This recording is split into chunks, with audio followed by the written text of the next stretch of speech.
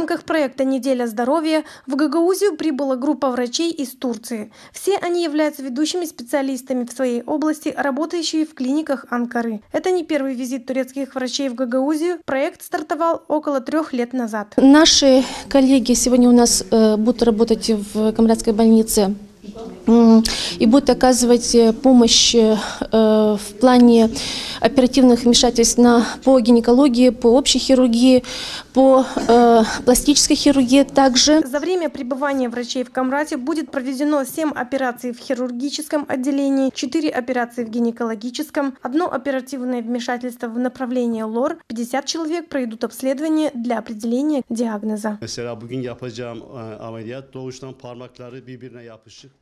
У нас очень насыщенный план работы на всю неделю. Сегодня я начну день с оперирования ребенка, который родился со слипшимися пальчиками. Это пластическая хирургия. Мы поделимся опытом со своими коллегами из Гагаузии. Надеюсь успеть сделать как можно больше полезных вмешательств за свое пребывание здесь в автономии. Врач-хирург Петрос Нарсесович Альбертян, заведующий хирургическим отделением Камрадской больницы, отметил важность этого проекта. Главным образом, расширенный обмен опытом. Как говорится, век живи, век учись. Наши хирурги тоже неплохо оперируют, и даже сами турки отразили, что в Молдове хорошая плеяда хирургов, но все технологии меняются, все, значит, операционные действия в некотором плане в разных республиках разные, и поэтому приятно видеть новое и учиться новому. Наши врачи из Гагаузии также выезжают в Республику Турция для прохождения долгосрочных стажировок, говорит Елена Кирилловна, главный врач Камрадской больницы. Последний раз выехали,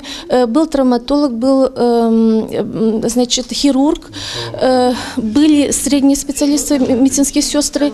Ну, а сейчас в настоящее время у нас работают 2 специалиста, это онколог и глазной хирург в Северном Кипре. Но это немножко не тот проект, но вот наши специалисты выезжают. Этот проект также включает в себя техническое оснащение медицинских учреждений Гагаузии. Помощь выделяется как отделением, так и персонально. В этом году коллеги из Турции привезли 100 слуховых аппаратов для бесплатного распространения нуждающимся.